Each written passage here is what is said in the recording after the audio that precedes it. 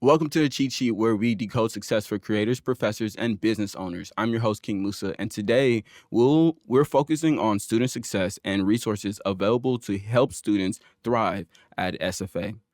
Joining us today is Ms. Raquel Skidmore, the Director of the Student Success Center at Stephen F. Austin State University. Raquel is dedicated to providing the resources, support, and guidance that students need to excel academically and personally. We're excited to learn more about her journey and how Student Success Center is helping SFA students, reach their full potential. Welcome, Miss Skidmore. Hello. Yes, Thanks ma'am. for having me. Welcome. Glad to be here. You're actually here at the right time. I will say I woke up this morning, I checked again as I'm looking through the script, and I was like, wait, director of the Student Success Center. Oh, I need that right now. Yeah. Because for our icebreaker today, midterms. Yeah. Midterms is happening right now. It's Tuesday. No, Wednesday. See? It's Wednesday. We're halfway. Where's the time gone?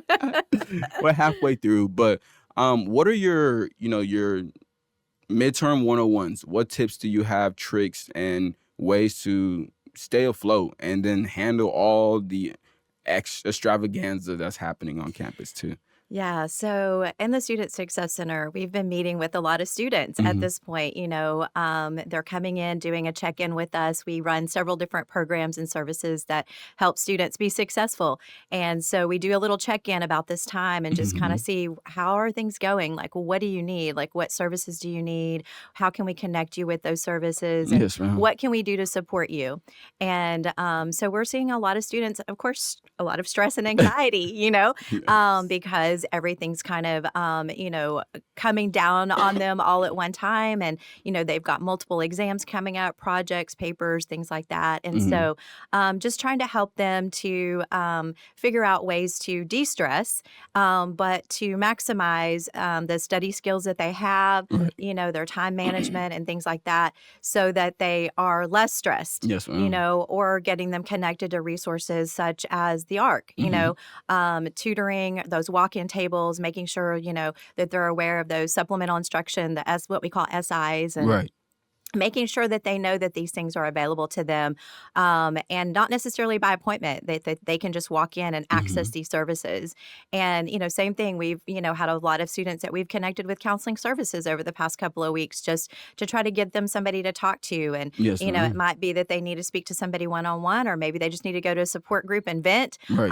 and feel like that, they're not alone in all of this, and that there's other people out there feeling the same way as they are. And they just need to kind of talk it out. And I don't know about you, but sometimes I know personally, like, just talking about things, getting it out, it doesn't necessarily mean that just because I tell you that you're going to be able to change it or fix it. Right. But just talking about it makes you feel better. And like I said, it just makes you feel like you're not alone. Yes, ma'am. I like that. Now, 3 tips, so 3 things that students can just check off. Number 1, number 2, number 3. What would they be? First of all, don't procrastinate. Right. And, try to, when you're studying, I would say try to use more than one type of study skill, versus just doing one thing over and over, like reading over your notes over and over, but Right. doing other things like recall and, teaching something to a friend, perhaps, that, I always go back to, biology, anatomy, and physiology. That's one of the classes that we see students really struggling with. Yes. And teaching them or telling them different types of study skills that can help them to recall those answers and those things that they need when they're actually taking the test. And, it's not going to be, like I said, just one thing going over your notes. It's going to be, going over your notes. Yes, It's going ma'am. to be doing recall, teaching it to a friend. The ARC has this thing what they call teaching to the duck. And so, the ARC gives them a little duck, and they can pretend like that's their friend, and they can, tell the duck everything that they know about that one subject Right. area. Another thing that, is I've heard that's really good is the mind maps, where you kind of write down everything that you know about one subject area and how those things connect to each other, so that you do understand how it all connects and you're not just memorizing. Right.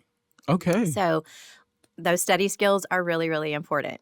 And, again, probably time management, Right. just prioritizing the things that that you know that you need the big blocks of time for, and blocking those out on your schedule and making sure that you've got enough time to sit down and really, hyper focus on and studying and, but also, I guess, thirdly, is taking breaks. Okay. And, where we need to have that overall wellness that Mhm. we constantly are talking about, and just learning to when to step away. Right. And that, you can, get in there and study for several hours, but then at some point it's like, okay, you're just kind of like on auto, Mhm. and that you may not actually be absorbing. So just stepping away and taking a break and then coming back to it with fresh eyes can make a big Right. difference. Okay. Yes, man. So number one, don't procrastinate.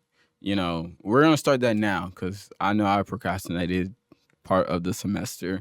Um, Number two, change study habits. I remember teach the duck, right? Yeah, try different ones. Right. Yeah, not Different just the ones. same one over and over. Don't do the same thing over and over, expect different results. You've Right. gotta try different things, incorporate different things to really help you to learn the material, not just Mhm. memorize it. Okay. And then last but not least, time management with break management as well, right? Absolutely. I like it. Let's go ahead and get started. Can you go ahead and introduce yourself and what you do here at SFA? Yeah, so I'm Raquel Skidmore. I'm the director of the Student Success Center, Yes, ma'am. and we are located over in Steen Library on the Mhm. first floor, room 104. And we are home to many different services, programs, and things that support students and help them to be successful here at SFA as an undergrad, so that we keep them here and help them to get to graduation, the Y- ultimate goal. Yes, ma'am. I like that. I do want to know though. Let's take a step back. Where did this inspiration of helping come from? Where are you from? Right? Did your parents go to college and Okay. everything? And then where did you find this love for higher education and that? Okay. Yeah. So I'm a first generation student, Hmm. and my parents did not go to college. I was the first in my family to complete college with a degree. And so when I was in college, we didn't have a lot of the support and services that we have now for first Right. generation students. And so I just remember just trying to fit in and just trying to feel like I did belong there, even though I really kind of felt like I didn't. Yes, ma'am. Kind of having that imposter syndrome where you're like, nobody else in my family has done this. I'm the first one. Can I really do this? Do I have what it takes to Yeah. really be successful? I'm not sure, but I want to try. I knew that I wanted to go to college and that I wanted to try. And so yeah, so I grew up in a small town in Hmm. Oklahoma. Okay. And yeah, so grew up in Oklahoma, and then once I graduated, I started like at a community college. I worked pretty much full time and Hmm. drove back and forth to a college called Cameron University, Okay. and then I met my husband while I was in community college, Right. and we ended up getting married, and he was in the military, and so I kind of stopped out for a little bit. We got married, we moved to Texas. Yeah. He was stationed in Fort Hood, and so moved there and started working full time, still taking classes at a Right. community college. Wow. And then when he got out of the military, we both went back to school full time at the University of Oklahoma. Hmm. And we graduated 4 years later, and both with our degrees. And he was also a first generation student. Right. And then we moved back to Texas, and we've been here ever since. So we've been in Texas now for about 30 years. That's pretty cool. That's pretty cool. So, raised or born in Oklahoma? Raised. Raised in Oklahoma. Were you raised or Oh, born in Oklahoma? raised. Was I Yes, I was born and raised Okay. in, Oklahoma, a small town called Duncan in the southern part of the state. And so, yes, I was born and raised there, yeah. Got you. But Okay. then I moved to Texas, and Right. yeah, love me some Texas. Now you did go the unconventional route, going to a junior college and everything, and then getting married. That's Yeah, crazy, young and very everything. I could young. not imagine that right now. No, but finding your way back and then becoming a Sooner. That's pretty cool too. Yeah, that's Yes, right. ma'am. What did you major in?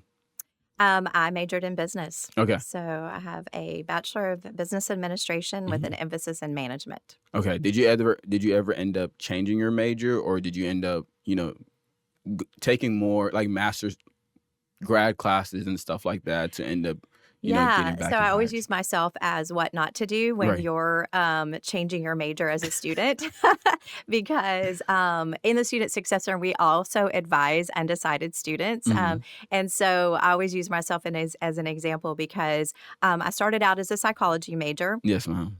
coming to school as a first gen, not really knowing that much about what the opportunities were, what the different majors were, and how they connected to careers.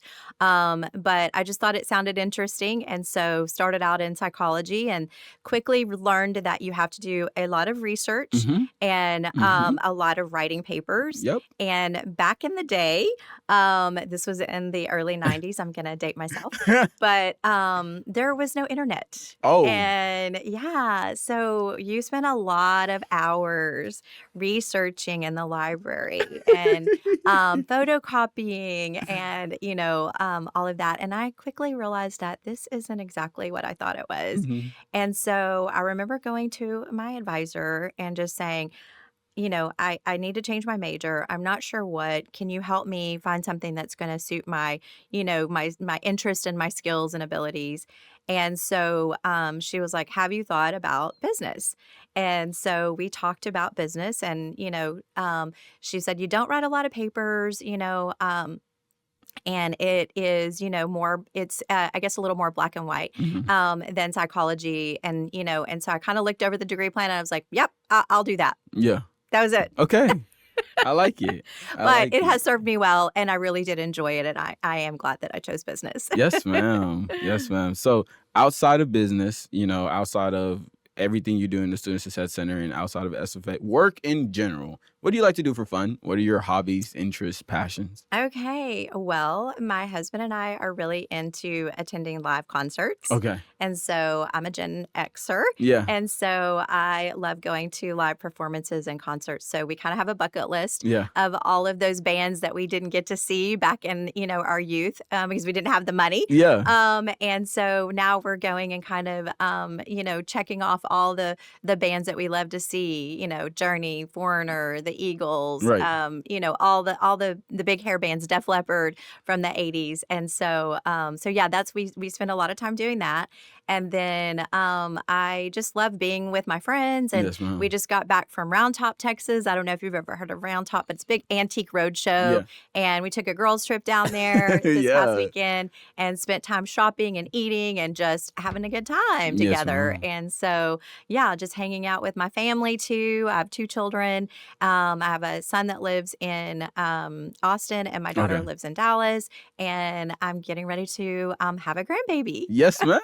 Thank Congratulations. you. So, or is it rock, alternative rock? Yeah, what's your I would say sound? like 70s and Okay. 80s rock, but Yes. I love all kinds of music. Grew up listening to bluegrass Yeah. all the way to disco to, country to rock. So I just have an appreciation for all kinds of music. Yes. But because I'm an 80s kid, we tend to kind of gravitate towards like 80s rock. Yeah. I wish I went through that experience of concerts and everything. Now we could watch it online, and I guess we're missing the experience. So Yeah, I'm I I'm highly glad. encourage you Yeah. to go listen to live music. It Yes, it is. ma'am. It's different. Yeah. It's a good experience. I agree with that. All right, now let's go ahead and take a step back into your career now. Being the director, right? What is your vision for the Student Success Center? And then what are some initiatives and things like that you kind of see to support this vision?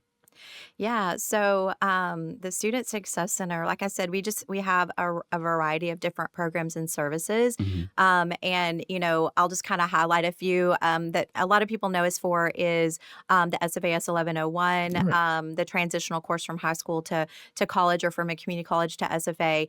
The New Lumberjack Experience is the official title of it, Mhm. and it's just a great way for students to really find belonging here at SFA and learn about all the different resources that we were talking about that are across campus that can set them up for success. Yes, And ma'am. so, another one of our programs that's really well known is Gen Jacks, and it's our first generation Mhm. academic learning community where we support first gen students and just again help them to learn how to navigate college Right. and to network, find a social group, find mentors through where whether they're peer mentors. We also assign faculty and staff mentors, and just again help them find belonging and to Mhm. have like a growth mindset. Yes, ma'am. And then we do, I mentioned undecided advising. We do have a separate peer mentoring program as well.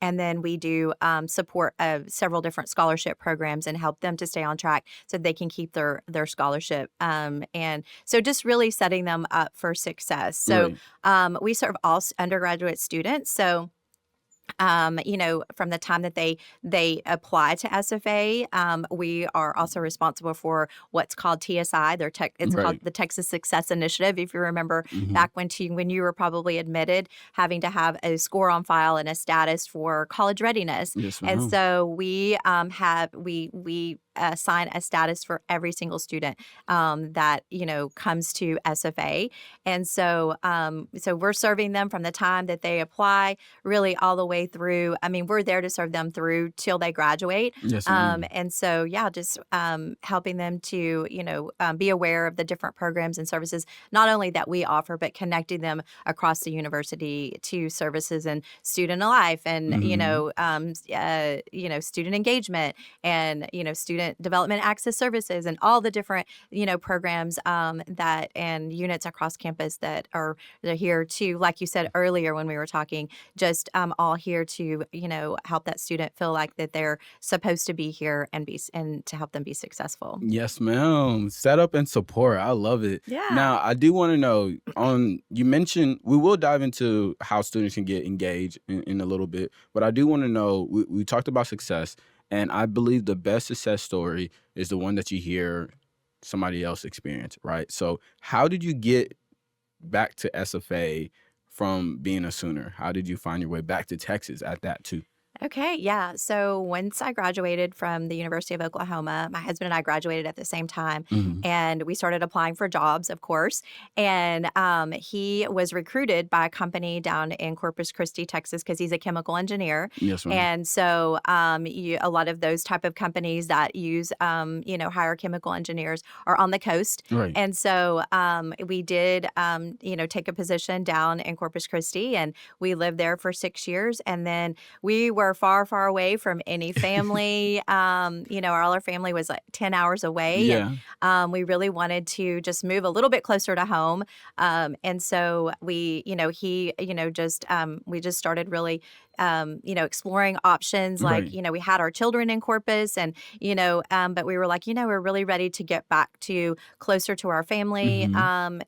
and so my husband ended up getting a phone call one day and asked if he would be interested in a position here in East Texas. Right. And so that's what brought us to East Texas was his job. And then of course, we moved here, and I started looking for a place that I could have a career, and so and that it made sense. Stephen F. Austin State University, Yeah. what a great opportunity, and so ended up applying and getting a position working over in the College of Education. Actually, Okay. started on a grant, and then discovered academic advising, Okay. and that's kind of where my passion began for students and being able to help students like myself, Yeah. and just really realizing that I could make an impact on these students. And so moved quickly into an academic advising role. And then like I said, that's where I developed my passion and really started learning about what students need Mhm. and how can I help them and how can I help them set themselves up for success, through advising, making sure they're on the right path and making sure they see their pathway to graduation and Right. understand like how they're going to get from here, starting out as a freshman to graduation and what that looks like, and really just helping them to map that out and then providing them with the resources and the support that they need to, Absolutely. go forward and be successful. Yes, ma'am. Now, I will say now, and those other advisors better not get mad at me for saying this, but you are now the super advisor for the whole campus now. Like any student, any major, any classification can all come see you, right? So, True. how did you become the director of the Student Assistance Center?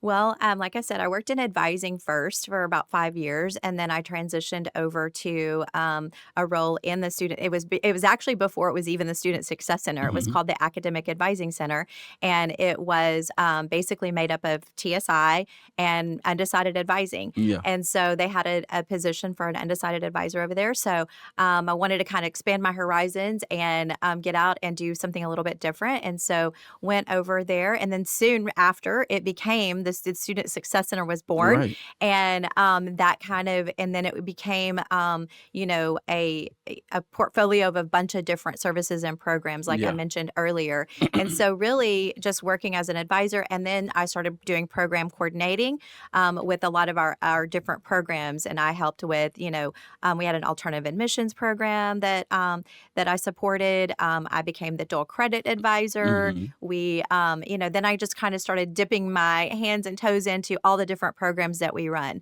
and just decided that I loved it, and really just kind of built up my knowledge and started. I went back and got my master's degree. I didn't Yeah. tell you that, but a little bit later in life, I decided that if I was going to continue to pursue this career, I really needed to go get my graduate level degree. Mhm. And so I started in 2017, and I did the Student Affairs and Higher Education master's program, Right. and then graduated in 2019, and then just continued to work. And then soon after I graduated, we had a position come open where they created a new role, which was the director of the Student Success Center. And so I transitioned into that position Yes, and ma'am. did it as interim in the beginning, and then became permanent director. So I've been doing it now for a total of about 5 years. Okay. Yes, Yeah. ma'am. That's one way to get there. I like it. Now, you mentioned something that was actually very intriguing to me. You dipped your hand in a bunch of different things, and builds up your skills. But I hmm do want to know, from semester to semester, you've been doing this for about 5 years. What are the daily challenges? What are the yearly challenges in your position as the director?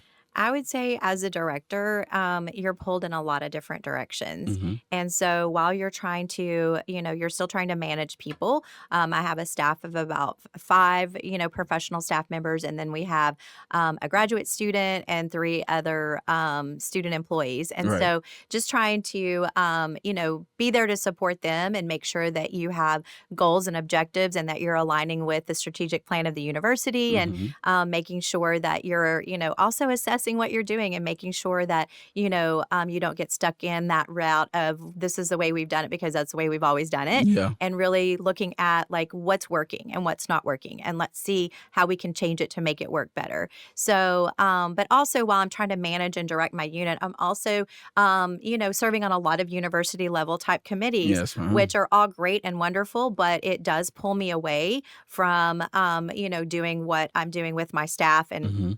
And so I would say just like juggling all of that, serving on the university committees while also trying to manage, your staff. And then you never know you're going to be faced with every day, because I also still see students, Right. not like I used to, but I still advise students when needed. And so I, still have a few students that I'm responsible for advising, and or when my staff's not available, I will, also see their students. And sometimes we have students that just walk in and they might be in a crisis at the moment, whether that be a crisis of I need to drop this class because I'm failing, Yeah. or I need mental health assistance, or I just need somebody to vent to and talk to. They come in for all different reasons. Mhm. And so just making sure that the needs of the students are being met first and foremost. And so it's just a big juggling act Yes, ma'am. and learning how to try to prioritize, and again, time management. Yeah. Okay, so almost the same thing we're working on, but I do like it, and I feel like you're juggling it well, especially with the combination of each different parts of the department that's being added. So Thank TSI you. testing and everything else they have connected in there. I wish I had a list. But I do want to know, if I can ask this, right? Something that everybody can be excited for. We need a success story. What is it like for somebody to actually come to the success center, and see results, or how would things what could they expect of coming to the success center? Well, they can expect to know that we're going to put students first. Mhm. And that if, a lot of students come to us because sometimes they're just not sure where else to go. Mhm. And that's okay. We're going to, if we can't help them, we know who can. Right. And we're going to be able to connect them with the appropriate department person, and resource, whatever it might be, so that they do get the help that they need. So we welcome all students, Mhm. and we are going to, listen to them and try to help them figure out what is it that you need, and how can we help you get that. Right. And so, but you had mentioned, I gave you a list of all of the things that we do in your little bag. Okay. So you have that to refer to later on. We're gonna refer to it right now. Yeah. And so, This is the one, right? yes, All that's right, it. cool. So that's kind of a list of all the things that the different programs and services that we do. But I guess the most rewarding part about working in the Student Success Center is just whenever that student, says thank you, and Mhm. like really means it, and says, I don't know what we would have done what I would have done if you guys hadn't helped me. Right. And so that, to me, is like worth all of it whenever we know we changed a student's life and Yes, we ma'am. impacted a student directly. And so that means everything. Okay, that's exciting. And for y'all to know the services, I guess, right? Okay, the services that they have at the Student Success Center, Programs and services, programs all and the things. services. I like it. We have the SFA S1101 new lumberjack experience. We have peer mentorship. We have Generation Jack. So if you're a first time college student, nobody in your family's done it, this is the place to go. The TSI testing, Texas Success Initiative. Make sure you get that done, or if you need help with that, or you need to take care of it and you're just nervous, procrastinating, she's right there. Yeah, come see us. Yeah. We have academic advising, and then what is the Smith Hudson Scholarship? So the Smith Hudson Scholarship Program are for students that are high achiever but have a high need, a financial need. Mm-hmm. And so they do apply for it, and they go through an interview process. And then if they're selected to be a Smith Hudson Scholar, then they are awarded about 90% of all college tuition fees, housing, everything. Oh yeah. And so it's a big deal, and it's an honor to be chosen. And so we have we're averaging about 22 new scholars each Mm-hmm. year. We're hoping to see that increase. We have a total of about 80 right now that we serve, and just we're their connection to SFA. We're the kind of the middle person between the donor and them, and just making sure that they're staying on track, keeping their GPA up, making sure they have those tutors that they need to be successful. So to ultimately graduate. Yes, So, ma'am. yeah, and so that's what that program is. And but I did want to put a plug in. There you go. One thing that we're also we work a lot with first generation college students. You may not know this, but over 40% of our students here at SFA are considered first gen. Yes, ma'am. And so recently we have been chosen to be a part of what's called First Gen Forward, which is a network it's kind of an organization that helps universities to better serve first generation students Mhm. through different resources and professional development. And so we're excited about that. You're right. And then the week of November the 4th through the 8th is we're going to be celebrating First Gen Week. And so we're going to be having all different kinds of activities and events for first gen students. And everybody's welcome, but they're specifically just honoring first generation students. And then on November 7th, we're going to have a first gen celebration over in the Student Center and the Twilight Ballroom. And we'll be doing free t-shirts for the first 100 Yes, ma'am. students that show up. We're going to have professional headshots for free if you need a professional photo. Yeah. And we're going to have cake, punch, some guest speakers that are going to be talking about their experience as a first gen student and or a first gen faculty staff member, just to kind of share their experience. And so we would love for all students to come out and help us celebrate. Yes, ma'am. Go ahead and give us those dates again. Okay, so the big celebration is going to be Thursday, November 7th Okay. from 2 to 4 in the Twilight Ballroom of the Student Center. But all week long, check our schedule out on the website. We have a First Gen Resources website, Mhm. and it has the list of all the different activities that we're going to be having. We're going to be giving away breakfast over by the library one day. We're going to be doing we're renting out the rec, and you can Mhm. come and just de-stress and play volleyball or, play basketball at the rec or whatever.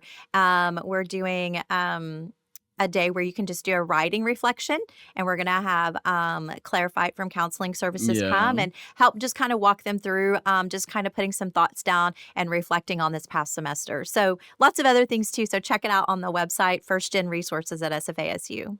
Y'all heard it live here. I love it. Now, before we conclude this interview, I have my final question for you. The key word today was success. I don't know how many times we've said that word, but we're gonna use that as our exit ticket. You know what it's like to be a first gen student. You know what it's like to help first gen students. You know what it's like to experience college and grad school, and so all of this is in your um in your forum or whatever. Hmm. But I Yeah. do want to know if you had to just motivate somebody, if you had to just give that heart to heart of is college really for you, and Hmm. what it's like to see those who succeed, see those who don't make it, see those who are just in the limbo and everything else like that. If you had to give a heart to heart to know what it's like to be successful in college, what would you say? So if I was talking to a student that, are you saying like a student was struggling and wasn't sure that they needed to be in college, or just like a little pep talk to help them get through maybe a rough time? I would say to all students in general, to where either this is your wake up call because we are at midterm, so this is your wake up call to see, hey, is this college thing really for you? Because a lot of freshmen face that Yeah. around this time, and then some other sophomores, juniors, and stuff like that. Sometimes they get midway and then they're just like, well, I'm just gonna coast it through, and Hmm. a 2.1 is fine with me. Things like that. We Yeah. kind of relax. But when you get that pep talk or whatever, it can kind of Yeah. get somebody Yeah. I would motivated. say that, just doing some reflection, Hmm. taking a minute to really think about what are my goals and what are my priorities and what do I want to get out of this journey. When sometimes when new freshmen get here, it's all about becoming independent and getting away from home and Hmm. being on their own and making their own decisions. But with that comes a lot of responsibility that they may or may not be ready for. And so sometimes that first semester can be really rocky because they're literally drinking from a fire hose, so to speak, because they're learning so much, not only in the classroom, but also outside of the classroom. Right. And they're having to learn how to juggle and balance and do all those things that we talked about earlier, like time management, study skills, and all of those things. So just realizing that, first of all, you're not alone Hmm. in this, and that many, many students struggle with that when they first get here. And so if you had a rocky semester the first, time around in the fall, don't let that determine your ability to be successful, because you're trying to figure out a lot of things. But usually once you get through the fall, you kind of can reflect back and go, okay, these are the things. This is where I went wrong. Yes, I ma'am. spent too much time on my phone, or I was going out having, maybe partying or whatever, So let me regroup and figure out like what my priorities are. I'm here to get a degree and to study, but also to, have fun. Also, it's not that we don't want students to have fun, Right. but it's learning how to juggle that and prioritize, and, taking care of the things that they need to take care of first, which are, doing those assignments, going to the ARC, studying, just making those the priority. And then there'll be plenty of time to go and have fun and do all those other things. And so I would say just, learning how to really prioritize, and then realizing, okay, like I said earlier, don't do the same things over and over and expect a different result. Right. So you have to look back and go, okay, where did I go wrong? And maybe I need to turn my phone off on silent Hmm. for this many hours of the day. But then also learning how to reward yourself. So maybe I'm going to study for 2 hours, but then I'm going to go take a break and go walk around the ag pond or something. Or I'm going to I'm going to study and do everything that I have to do today, but then I'm going to go to dinner tonight with my friends. So planning in fun things too to kind of reward yourself, so that you have things to look forward to and that you Yes, can be ma'am. excited about. And so yeah, so just realizing that this is a learning process. And so you're not going to do everything perfect, and it's okay to have some failure. We learn from our failures and our mistakes, Yes, but ma'am. really figuring out like, okay, this is how everything went. Like, what can I do to change that so that I am setting myself up for success that next semester in the spring? And a lot of times, when students are serious about that, then they can just completely turn it around and then go on and be super successful and continue to take those things that they learn and apply those throughout the next few years. I like it. Yes, Yeah. ma'am. So we have prioritizing, we have planning, proper planning and everything, and Mhm. those are the key to success. Pretty much, I'll yeah. take it. I And taking appreciate care of you. yourself.